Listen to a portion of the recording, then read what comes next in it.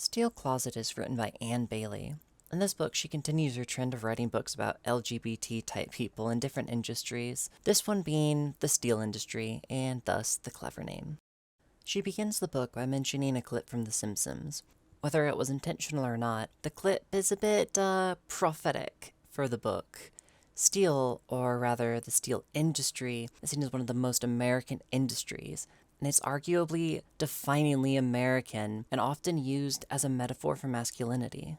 Roscoe here runs this mill. He's going to show us around and let you get a first-hand look at real all-American Joes doing what they do best. Why the hell would I want to see that? You'll thank me on your wedding night. In this episode, Homer thinks that Bart might be gay, so he takes him to the manliest place he can think of, the steel mill, only to have his expectations subverted when he finds that everyone who works there is gay. I want all of you to say hello to the Simpsons. Has the whole world gone insane? Bailey spends most of her book trying to answer this question, if the world had suddenly gone insane. The assumption of many Americans is that gay men are effeminate and probably work a job that is not physically demanding. In fact, the stereotype tends to be that gay men are more educated and work in more mentally demanding things. You know, because they're not manly. Ha. But anyway, to quote the book, LGBT people continue to be harassed, abused, and expected to remain invisible in the steel industry.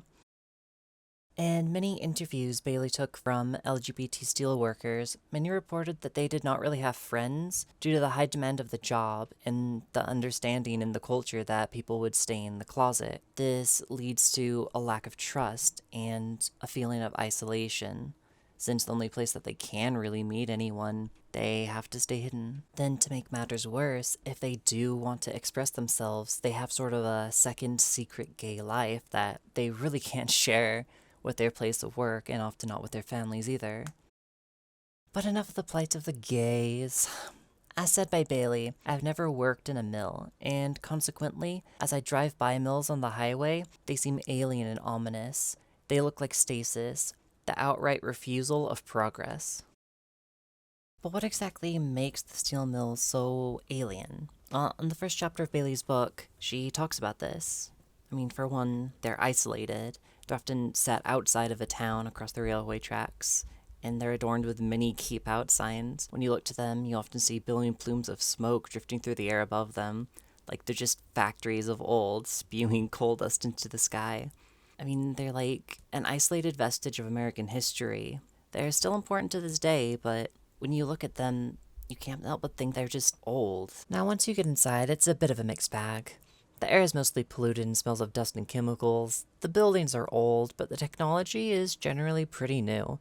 Chapter 2 of her book focuses on how the technology has been advancing, and the issues this has caused for the workers. Due to technological advancement in the mill technology, there's been a lot more downtime for the staff, and they've needed a smaller staff to get the same amount of work done. To quote the book, therefore, due to these changes, many steelworkers spend large parts of their day together and bored. This would then lead to a more intimate work crew. More social interaction is then needed. Aside from this facilitating them getting to know each other pretty well, many interactions in this culture was, kind of bragging culture, you know? Bragging about all those hot chicks you banged. Am I right, guys? High five? No? Okay, well. Well, it actually gets even better. Aside from, the obvious problem of this locker room talk, there are a lot of chemicals that were always in the air inside the steel mills. So unlike other places of work, it was important that people showered before leaving the workplace. They were communal showers, by the way, in case you weren't picking up on what I was putting down right there. Yeah, that's just great for the closeted gays. Ugh, it's even worse for those darn hetero homophobes that are afraid someone might actually be a closeted homosexual that just wants to spy on them in the shower. Now, this may sort of just sound like a joke, but this is a work industry that requires a lot of trust in the other workers in order to avoid injury. So with mandatory group showers, plus homophobes, and very, very fragile masculinity, it could be a little inconvenient if there was even a hint of homophobia or the thought that someone was a closeted gay, because masculinity is not good at adapting. Masculinity is good at removing things that threaten it.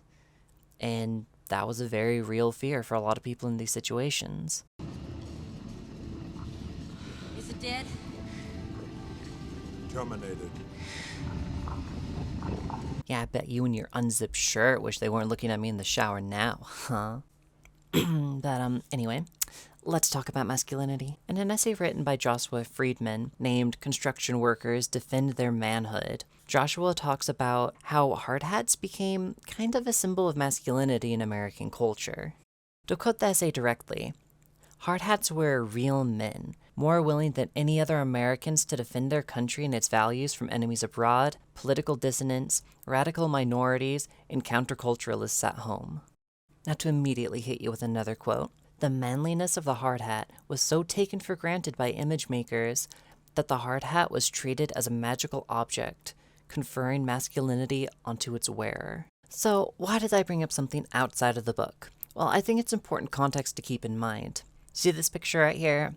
Yeah, that's right. Steel mill workers wear the magical hard hat. So I thought it'd be useful for you, the viewer, if I brought up how important this tradition and this toxic masculinity and conservative values that are attached to this hat, this item.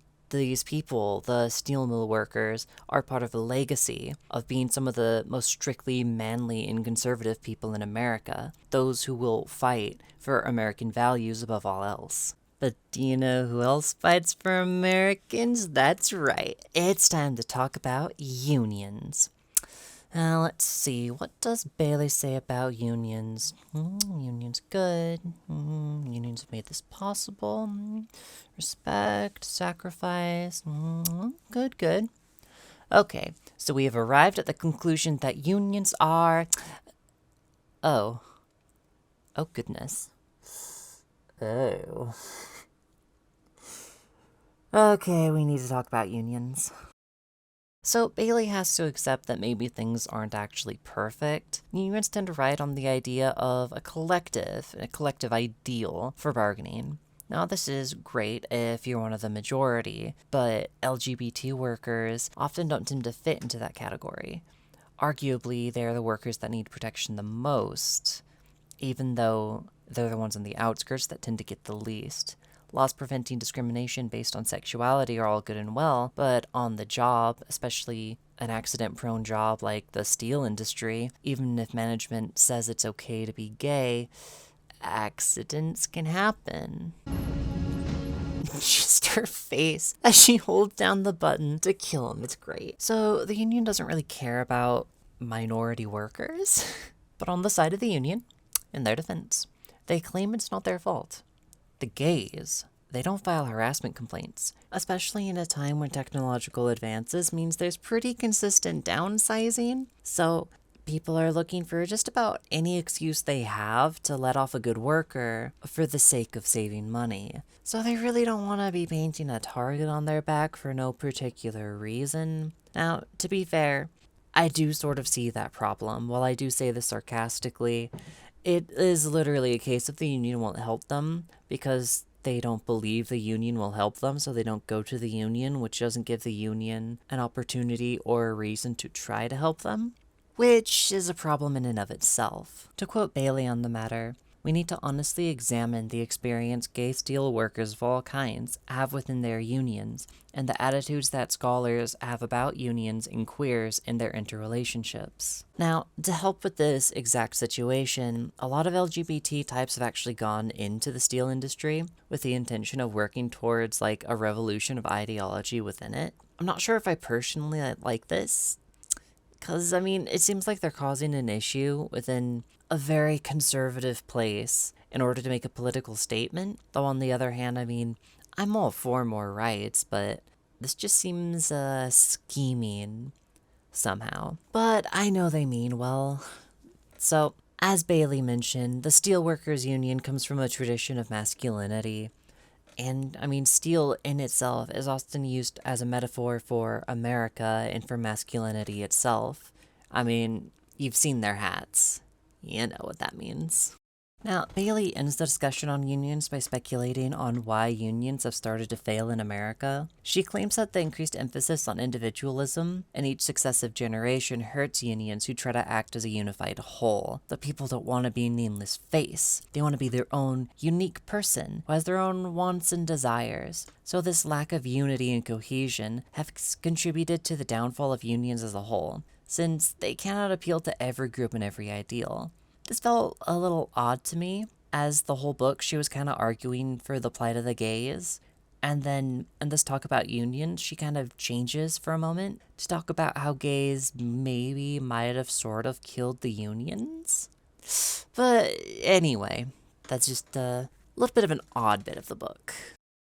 Now, this is going long, so I'll try to bring this to a close now. The book overall gives a pretty good look at the life and struggles of the steel industry, both gay and straight and LGBT, etc., etc. But it shows how a lot of it is stuck in the past. Not only are steel mills vestiges of an American past on the outside, but they seem to be stuck culturally as well. They're still seen publicly as sort of bastions of manliness, one of the few pure, hardworking, manly jobs left in America, aside from like construction or a mechanic. But even then, movies are filled with this sexy orphan whose dad taught them everything they know, and so now they're a car savant after the dad dies, sort of archetypes, which is weird.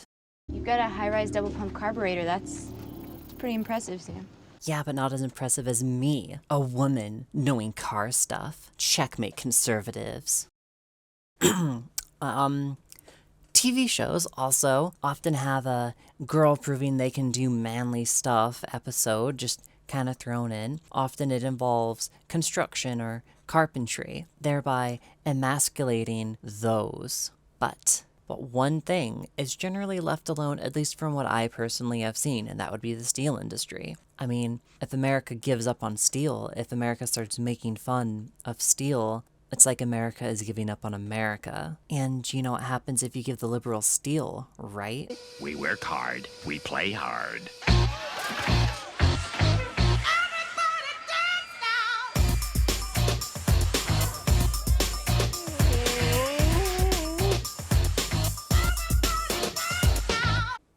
God damn it, I don't want to leave it on like a dance party. That's actually the most cliche thing ever. Anyway, this is my bibliography. Not that anyone cares, but there you go.